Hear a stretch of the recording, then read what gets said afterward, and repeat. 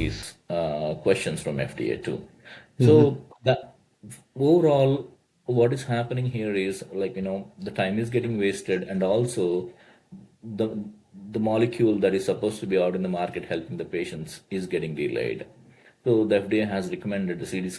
I mean, from when I started my career, and if you look at today, the CDs standards have evolved so much. If you go to cds.org, like you have all the standards that are related to SDTMs. SDTMs is like you're mapping raw data, uh, you're standardizing them basically, following the Hmm. CDC guidelines for the demographics or adverse events for the laboratory domains. Like you're trying to put them into the respective domains following the CDC standards. And then from there, your analysis becomes easy because you've already streamlined the raw data and then you standardize them.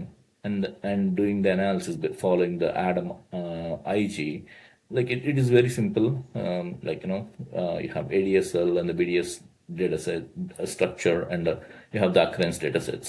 So Hmm. following the simple rules that we have in cds.org will make our life easy. Because once you Hmm. have structured analysis data sets, programming TFLs is pretty simple. Hmm. Hmm.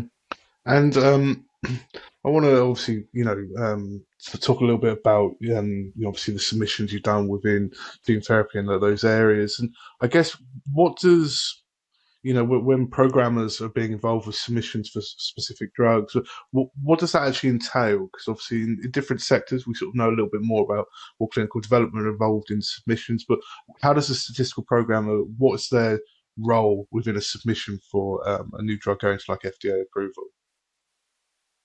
Yeah, as a statistical programmer, they do a lot of heavy lifting in terms of any kind of a submission, because they are supposed to be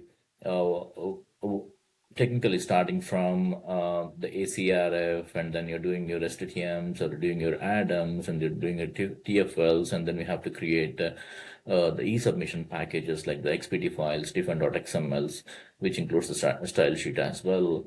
Along with this, like you have to do, because if anything goes wrong within this, we may even see a rejected file as well, because FDA is very strict about following the FDA technical conformance guidance document, and also we need to follow the CDISC standards while you are submitting. So I would say, like, any programmer has to be that is the reason why I was telling earlier that, if you understand the basics of it, it's easy for us to program, and also we are avoiding all the complications of reject to file from FDA. Because if you're not following the standards, then it is obvious that it is quite possible that we may have a reject to file from FDA. That is a big setback for the companies, because they have to redo all their BLA work again, and or maybe their IND work again, and it takes like several months for them to put all these things together. It costs lot of money and lot of resources as well. At the same time, we are delaying the molecule coming into the market, which is not benefiting the patients too because of these delays. Yeah. Yeah. Okay. Um, I maybe if we take a slight step back, then obviously, you've worked in a few different companies over the years. Bluebird, which I believe just went through a rebranding to a different name, Right. if I remember Genetics correctly. bio. Yeah. That's the one. And then MMS Holding, and now Epis Data, and obviously Mhm. Epis Data and like Vita Data Science and MS Holdings are more on like the sort of CRO or the clinical data analysis companies, and then you have Bluebird, which is like a biotech. So I guess, does your role change at all? In those different places. So, like if you're working solely in a CRO or solely in a farm or a biotech, how does your role change? And I guess what are the challenges and benefits of working for each, different one? Sure. So technically, as a statistical programmer, of course, I mean, as we evolve from the entry-level statistical programmer to the director or the Hmm. senior director levels, definitely your roles and responsibilities changes. But as a basic statistical programmer, whether you are in a CRO or in a pharma, it stays the same. The only thing that is different from CRO and the pharma, at least that I have observed, is when we are working directly for the client, like you get more exposure towards what is happening with this particular molecule. You get involved in a lot of meetings with the regulatory team and your pharmacovigilance team, and you get more insights of how it is going to be submitted to the FDA, and then what are the challenges they had, and then how can you overcome those? You get more insights when you are on the pharma and biotech, particularly you're directly working for pharma and biotech. Of course, I mean, even while you are working at the CROs, you do get to being a team lead or leading several studies. You do get an opportunity to be part of those meetings, but I felt like you have a better understanding while you are directly working for the biotech and pharma companies. But apart from that, uh, in terms of leading the studies or in terms of leading the teams, I felt like there is no big difference Hmm. between the CRO and pharma biotech companies. Yeah. Okay. Um, I guess moving on then, obviously, I think not just in biometrics, but in loads of different areas within drug development. You know, the last few years haven't been great if we compare to maybe, back in sort of COVID when, it was amazing working in the field. There's obviously a lot of innovation going on. Roles were plenty available, and now it's become tough. So I guess have you seen like a shift in the maybe the market or maybe the role? Has your role changed over the last few years? And yeah, could you just talk through that a little bit? Sure, James. Like as I said, while I was working in the past at MMS Holdings, like they had an offshore team as well. Even while working with MMS Holdings, I used to work with the team over here during the daytime, and I used to lead the team in India as well, and then I used to work with the team in India then. Yeah, and over a period of time, but it was not quite challenging because it was a hybrid model. I do have a decent number of people who are working in my team in US, as well as like I have a good number of people who are working from India. The only challenge that I used to have was like I used to log in again around 10 p.m. or 10:30 p.m. in the evening, and then sit with them for a couple of hours, and then make sure that they understand what needs to be done, and then what I'm expecting, and then you know what are the challenges we had during the daytime over here. Like it's kind of a proper transition. I used to send them the detailed email with examples, but still I used to connect with them at least an hour or a couple of hours to make sure they understand the requirement well, so that they can do the will deliver with a better quality when I log in the morning. So I don't have like a lot of hassle saying that like, no, this is not correct, this is not correct, and you need to fix it. And kind of delays all the deliverables. So now, yeah, as you said, like, now I could see a lot of shift. Earlier, like it was like very few companies, they were following that model, but I do see now even that the sponsors like the pharma and biotech companies, they are also having their own teams working from offshore. Um, and I do hear from a lot of my friends as well who are working in the different companies, and they're having a lot of issues in maintaining the teams overseas because not everyone wants to log in later in the night at 10:30, Mm, 11, or 12 at night, sit with them or attend the meetings with the offshore teams, and then have that coordinated. And that to the while I was at MMS, like the hybrid model was okay because I had very uh, good team in US as well. Whatever work is left or like whatever work we had over here, or if there are any issues, and I had the team to take care of it. But now the teams in US are pretty slim compared to like what it used to be in the past. So that is making it more challenging, definitely. mm, Um, mm, Not because like the teams offshore are not, I mean, not able to deliver it with good quality, just that they're not getting enough information on what needs to be done because of the time gap.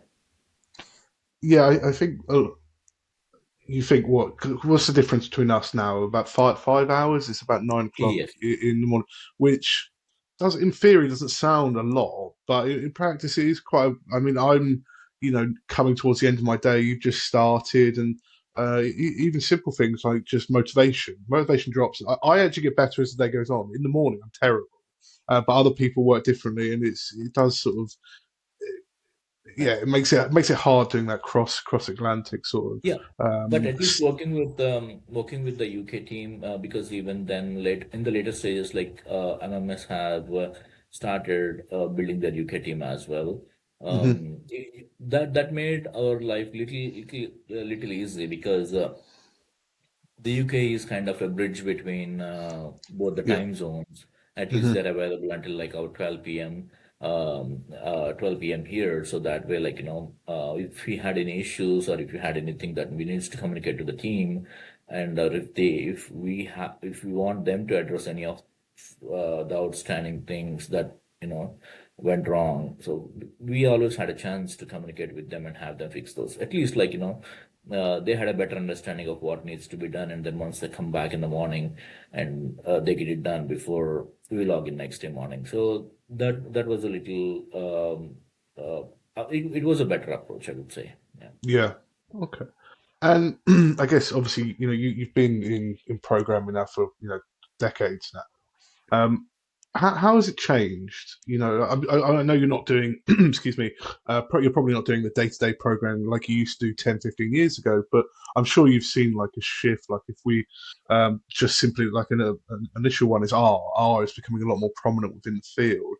Is there anything else you've seen changing or change since you first started to where we are now? Right. So I mean, all these years we've been working on the SaaS, and now we could see that the industry is shifting towards R, and also like there are like so many other tools that are evolving towards automation with the help of Series 360. We could see like there is a big change that is coming in the industry.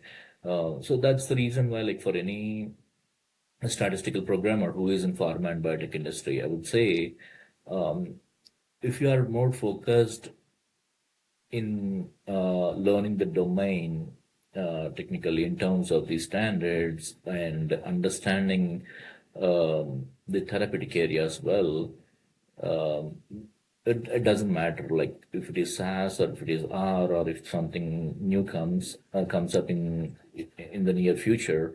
It doesn't really matter as long as we are good with the domain, I would say. Hmm. But definitely, there is a shift in technology. We are adopting R slowly, and then I think pretty soon we'll start using R more. Do you think then SaaS will completely disappear over the next sort of 5, 10 years, or will it still be there? I know obviously they're very different tools, but is it going to be complete shift away, or is it like a more of a hybrid between the two? Yeah, to my understanding, I think it will be a hybrid. I think we are not there yet. Like, the SaaS will go away eventually, but we're not there yet. Even the SaaS is coming up with a lot of new developments in their tool with SaaS VR, and then they're implementing so much of the AI related developments within their tool. We can't really say that SaaS will go away. Like, it will be more of a hybrid approach. Hmm. And because obviously for the people that don't know um, what these programs are, what is the sort of difference between the two? If you were to put it for someone who doesn't know anything about programming, what is the main differences between them? So like R has a lot of packages that you wanted to learn, but thing is R is an open source. It's easy for anyone to access or learn R compared to SAS. Our traditional programmers like me, we are more used to SAS compared to R. But of course, we eventually in the later stages we did learn R, and then now we are good with the R too. But yeah, it's more in terms of the corporate world, I would say like the main reason for the shift from SaaS to R is SaaS is expensive compared to R. Hmm. R is more of an open source, and then that is the reason why like people are more interested in using R because Hmm. the SaaS licenses are little expensive. Yeah. Yeah, and obviously biometrics is expensive anyway, and they see it as an Yeah. expensive field. So if they can make it slightly cheaper, they obviously will. Um, and then you touched upon it very briefly. You said about AI. Obviously, that's every conversation you have with anyone now. How is AI affecting you? How is AI affecting you? But how I guess then how is it affecting you? Is it coming into your work? Obviously, the question we always hear is, will AI replace this? Will it replace that?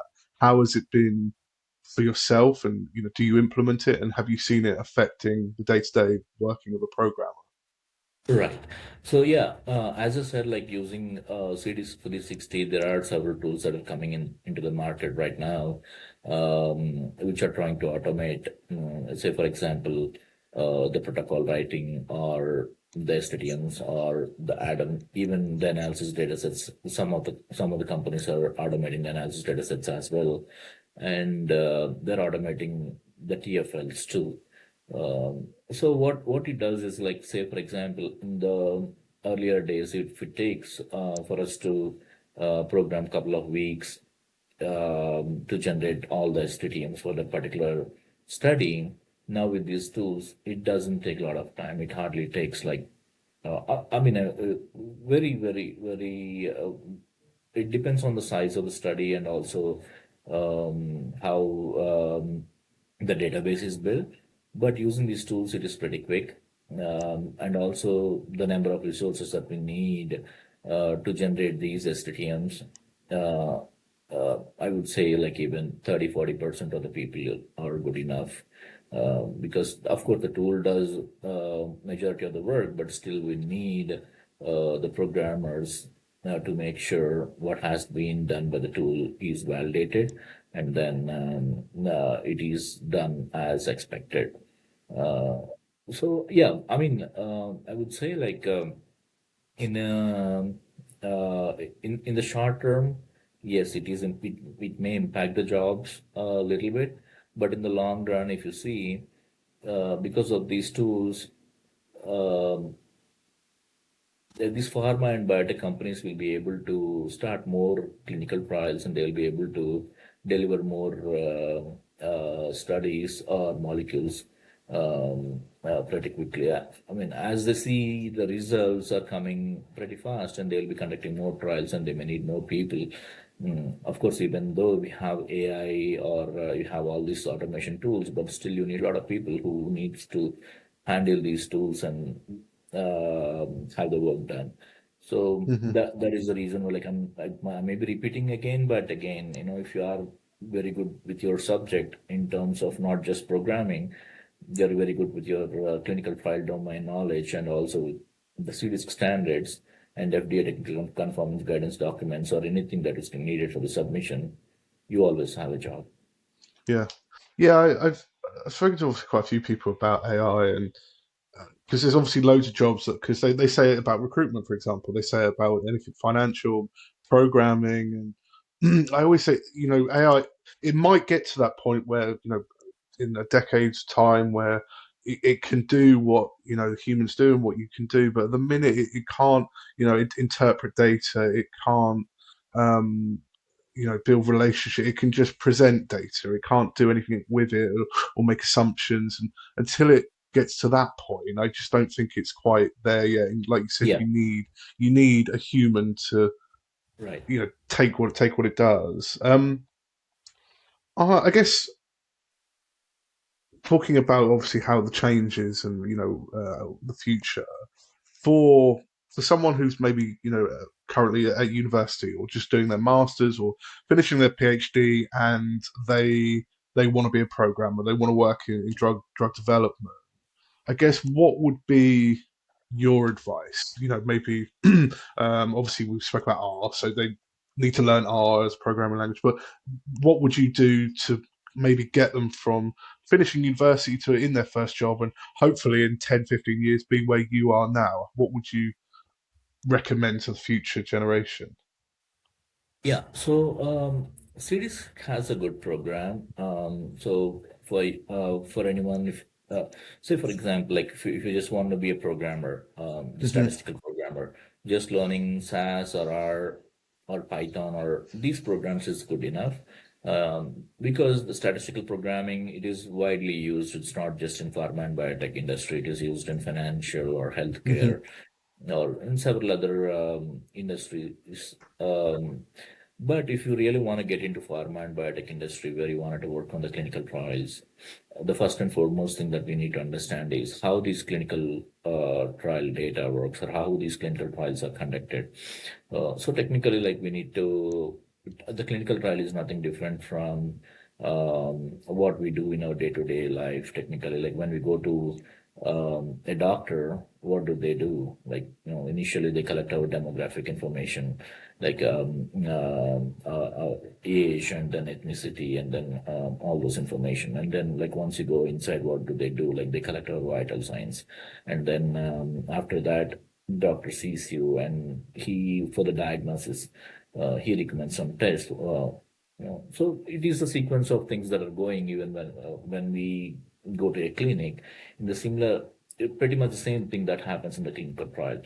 So the only thing that we need to understand on top of this is there is a purpose for this clinical trial, which has the primary and the secondary endpoints, and it has some exploratory endpoints as well, which we need to go through and see like why are they doing this clinical trial, and what is the objective of this clinical trial, and what are the endpoints within this clinical trial. So, so this is so that that is that so that way you have a better understanding of what you are going to work on. Okay, so now you understood what this clinical trial is. Then, okay, how do we put these things together? So for that one, we need to follow the CDISC standards.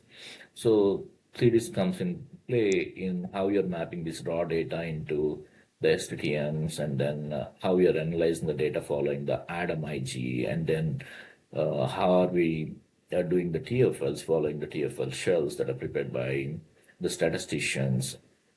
So that gives a basic understanding of what you wanted to deliver.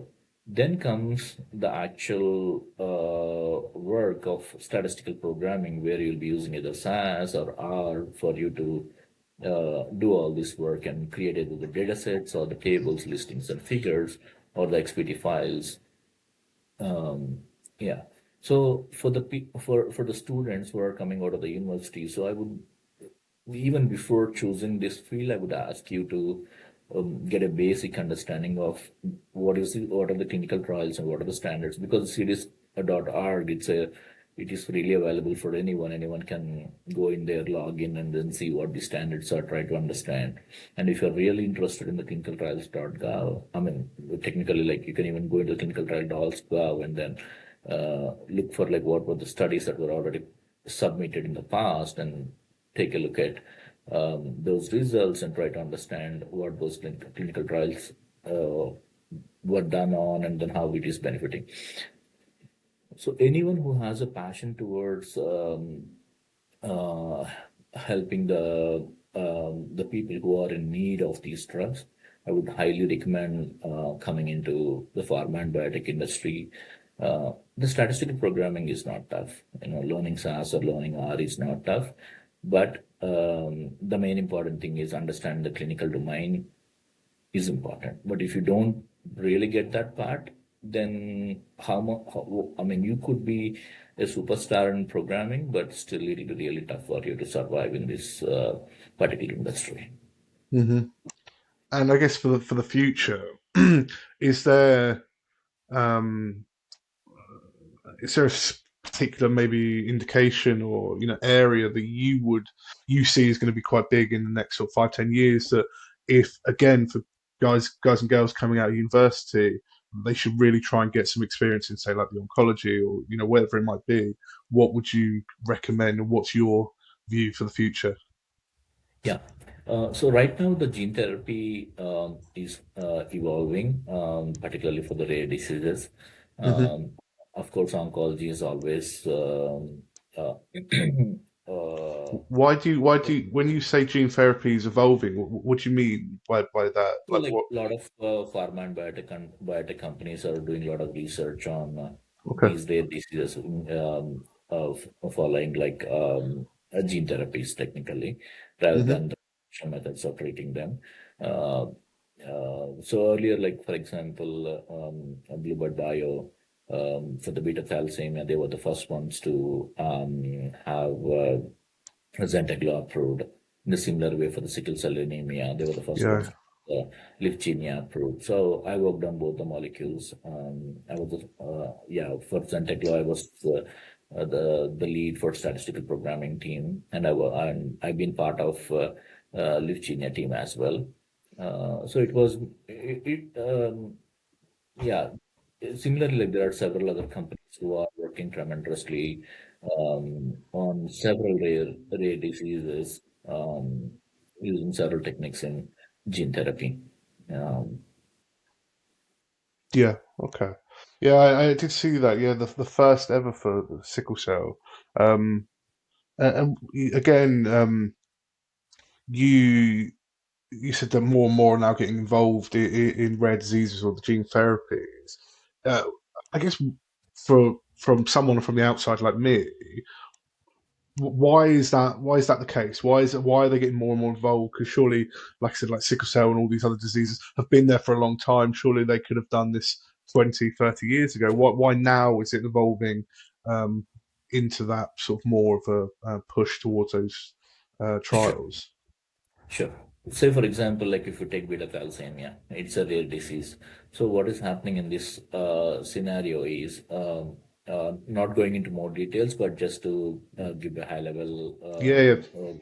So, the problem here is like the beta thalassemia patients, they do not produce like enough hemoglobin that is required, so they have to go for several blood transfusions every month or sometimes twice a month too, depending upon their condition. So it is a very painful process, and it also they have to go through the iron chelation as well. It is very painful too because of the continuous blood transfusions. So this is a lifelong thing that they have to go through um, uh, for their survival. Particularly if you look at during the COVID times, it was really, really challenging for them to get the blood for the blood transfusions. Mm, So if a therapy like Zenteclo was not available, it is like a one-time treatment, and then patient get better, and they are seeing the good results within 6 months to an year, that they don't have to go through any transfusions after that.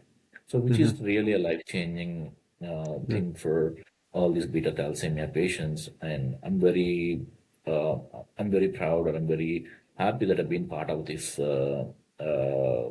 journey as well. Um, so for that, earlier, like if you see, uh, there were no exactly like the cure for these rare diseases. It was only a temporary thing.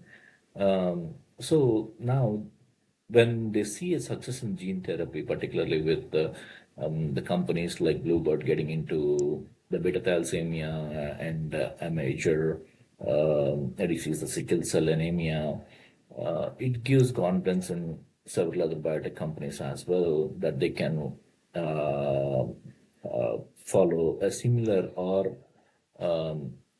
something close kind of a technology which can help cure these rare diseases. So many biotech companies that I mean because they are seeing some success right now, so they are very confident that even the other rare diseases can be cured. So that's where yeah, more biotech companies are moving towards the gene therapy.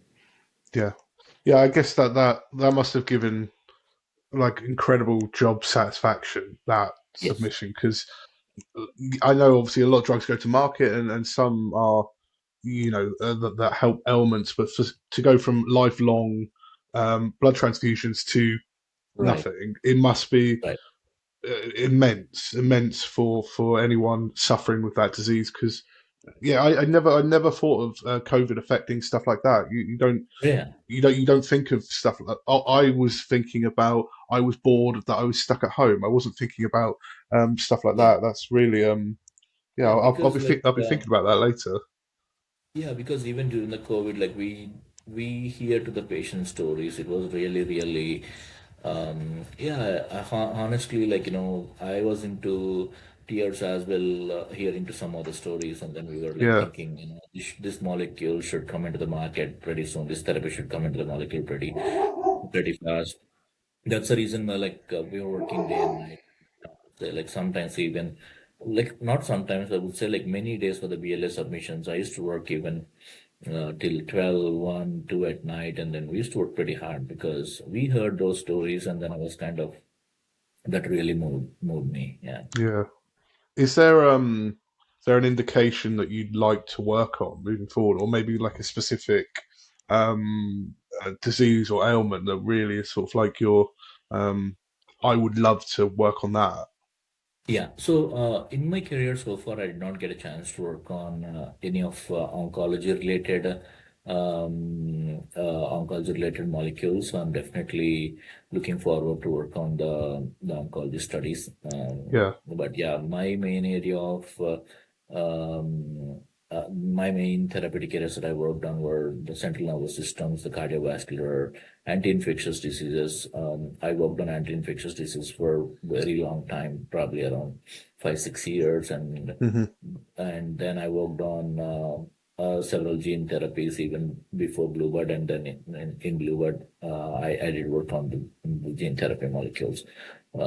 Yeah, I'm definitely looking forward to work on some oncology studies.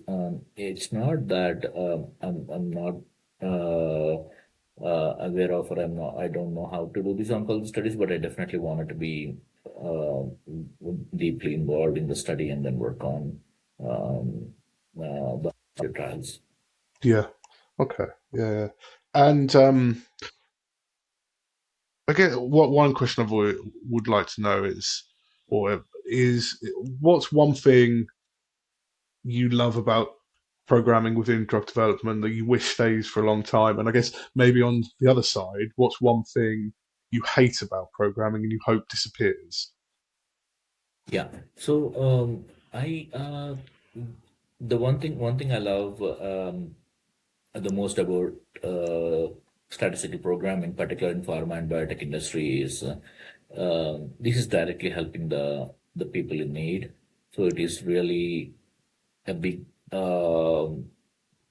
impact on the society, on the Hmm. work that we are doing, even though the people doesn't know all the statistical programmers in the world, but they are doing incredible job in getting these therapies available to the people who are in need.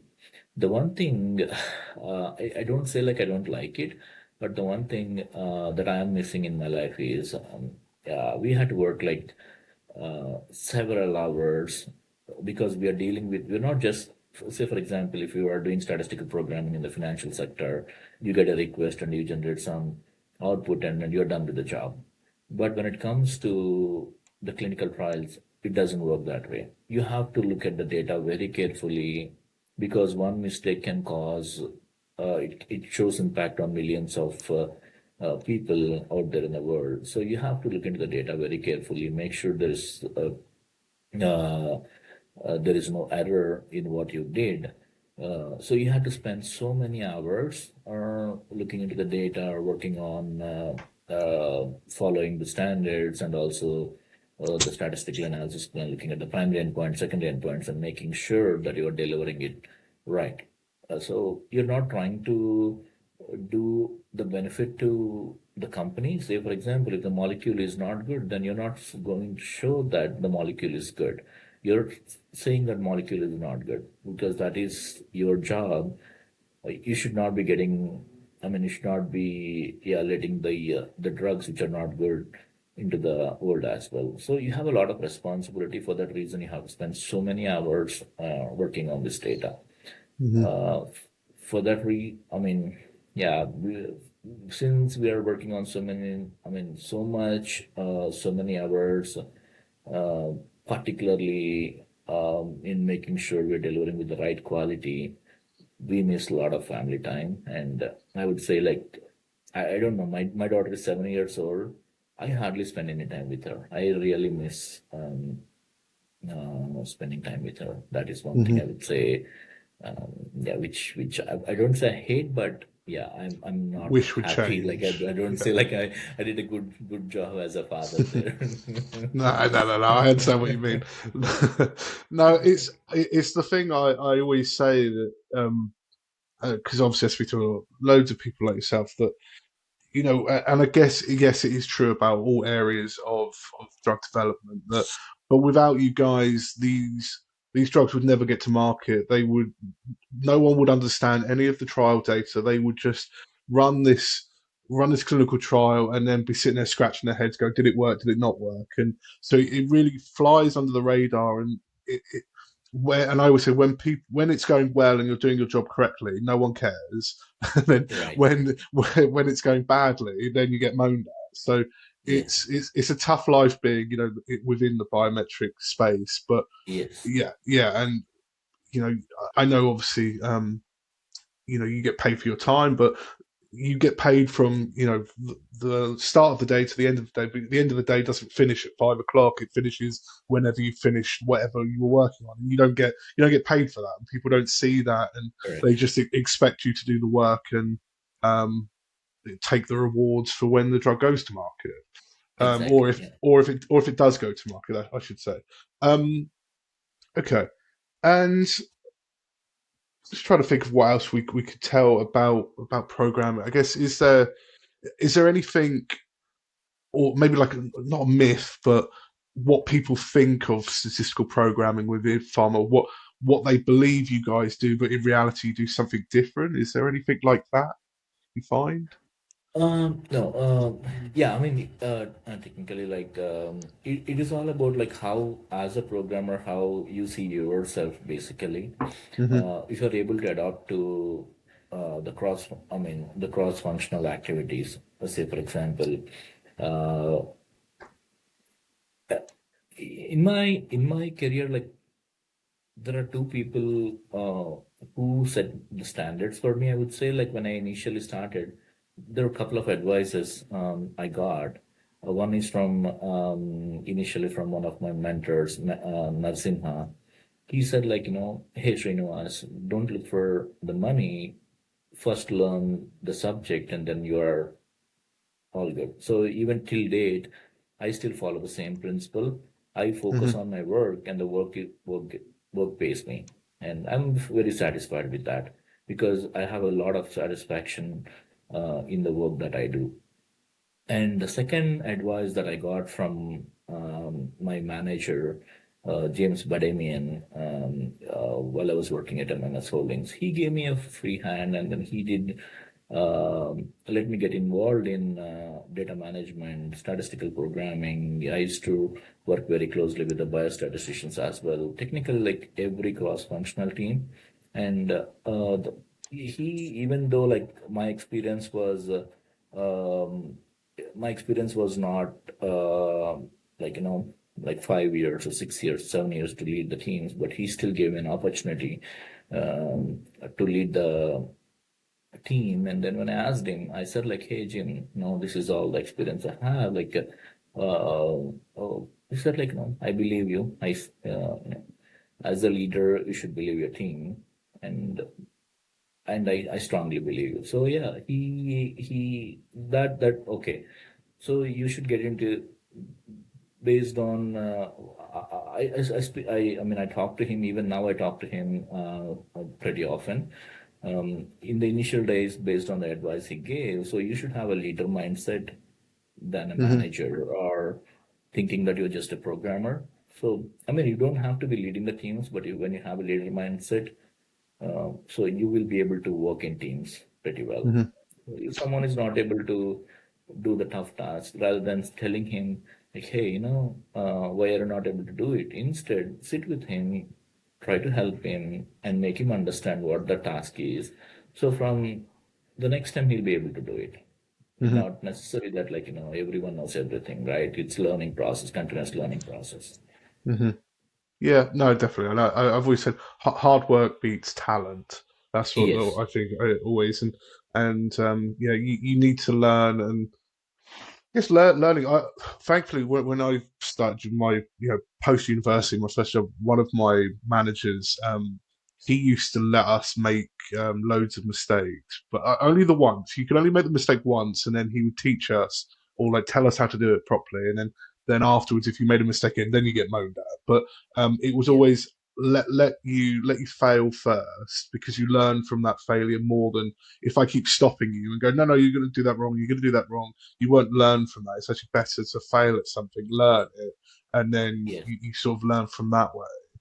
Um, okay, Yeah, so it's basically it is our mindset on if you're able to adapt to things, you can do a lot of wonders. Because I used to work with my team lead and friend Pranay. I learned a lot from him on yeah, okay, how to analyze the, because if he was not teaching me or if he was not guiding me on, okay, I used to look at the data in certain way and he used to look at the data in a different way. I used to observe him and he used to sit with me as well while I'm working on things and then review with me. And then, that gave me a lot of insights on, okay, this is a better way of doing. And I learned a lot from him. hmm Similarly, if you are able to adapt to things, uh, there are people who are always there to guide you or help you. But if you are strictly limiting yourself or if you have certain boundaries, then if you cannot grow or, your growth is very limited. hmm Even my ex-boss, Srujana, all these people, there are great people who are in my life, and I'm very glad that I learned a lot of things from them. yeah. Oh yeah, yeah. I think the smartest people are the people that surround themselves with people that are just as smart, if not smarter. Um, Yeah, And I always like to nick stuff from, and when I say nick stuff from people, I mean they might do something in a certain way, and I go, oh, I really like that. I'm going to steal that, do that my way, and then and taking good bits from other people is really, I think, right. sensible way of progressing. And obviously, it's worked for you. Obviously, going from entering the market to now, obviously, vice Yeah, president of stats and programming, so it's clearly working for you. yeah, Um, well, look, I think we'll leave it there then, because obviously, I think you've obviously given us an amazing overview of programming in a bit more detail, and I think it will hopefully shine a little bit of a light onto what um, even people inside your field, but not maybe in programming, maybe in the different clinical development or right. regulatory, that they might be able to see this and learn a little bit more about.